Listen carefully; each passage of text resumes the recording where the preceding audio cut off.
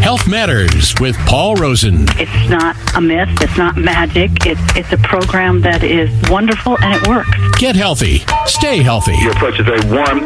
I feel like you care about whether or not I'm getting better, and that is very encouraging. With your host, Paul Rosen. The junk food industry, the beverage industry, the food industry, what impact do these industries have on the things we consume? Are they actually telling the FDA, the USDA, and others what to do? Paul Rosen, is that true or not? Yes. They are telling these government agencies what to do. Absolutely. How does that happen? How could that possibly go on? Money. Okay. Money. It's just follow the money. Let's go back to the example we used earlier in the show with the National Institutes of Health planning this 10-year-long study on moderate drinking among Americans. They plan to interview thousands of Americans to find out about their drinking habits and make conclusions based on this very scientific-seeming study. They plan to spend about $100 million on this study over the course of a decade. $60 million of that money came from where? It probably came from the industry, the alcohol industry. Yeah. And so when that was revealed, the head of the NIH, National Institutes of Health, just called it off, said, okay, we won't do that. Well, we need to, we don't really know why exactly they called it off. I mean, that's the reason they said they called it off. Well, that's true. That's a good point. But I think on the surface, the optics are bad. If you're doing a study that may be critical of alcohol, the fact that Jim Beam is funding it, but what most people don't understand is that industry organizations push the agenda, consistently across the board, and they're the people that oh gosh, what's the word I want?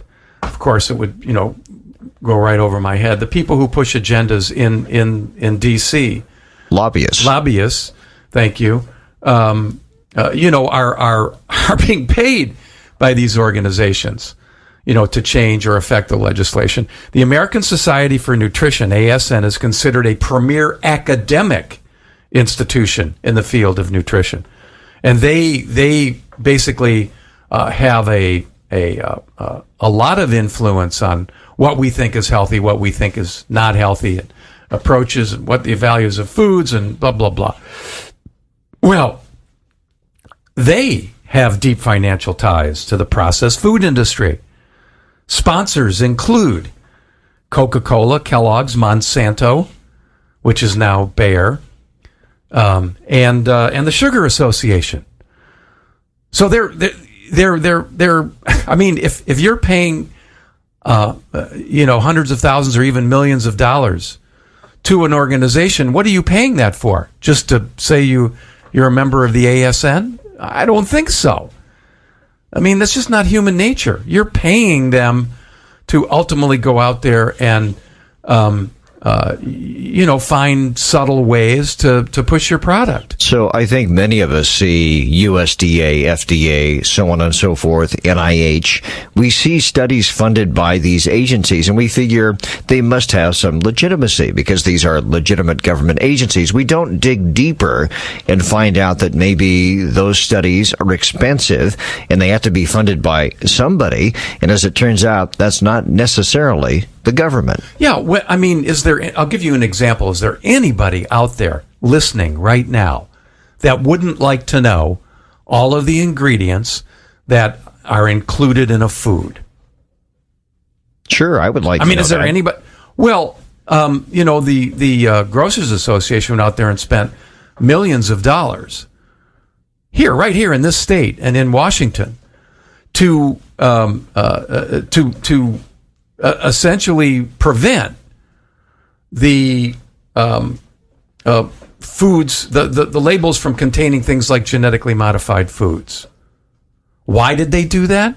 Because they knew inherently that if they did, that people might not buy that food because people are inclined to, even if they don't know all the science, are inclined to kind of look askance at genetically modified foods. So the organization went in and made a huge financial impact on the outcome of food labeling in our state. and in Washington state.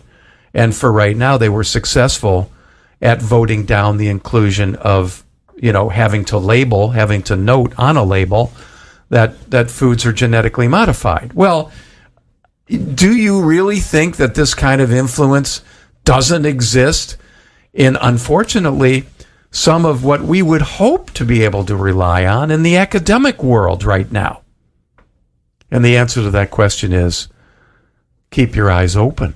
Here's some figures from the National Science Foundation. They say that federal agencies provided only 44% of the $86 billion spent on basic research in 2015, the latest year for which figures are available.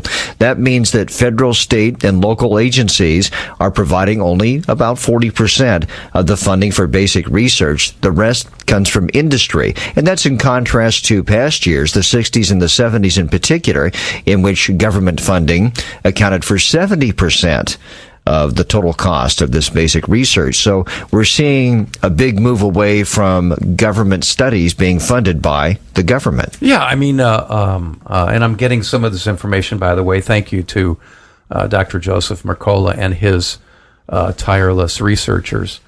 But an obesity researcher by the name of David Allison, in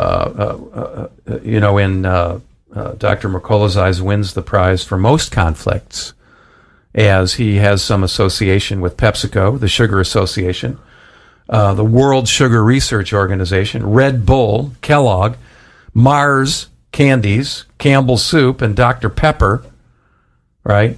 And he's doing obesity research. Well, who is he not associated with? It sounds like he's got a big roster of associations there. And he's on the board of the American Journal of Clinical Nutrition, which is the ASN's flagship publication. Do you not think that he's going to err on the side of casting favorable light on those corporations and their effects on obesity? I mean, of course he is. So here's a guy doing nutritional research, and his retirement fund maybe is tied up in the success of Reese's Pieces.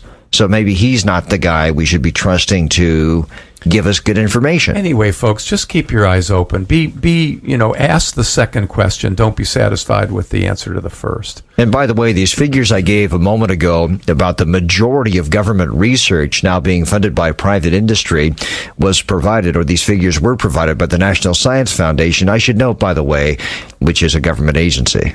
Yeah, just take it, that's why a lot of this information about nutrition in general is basically,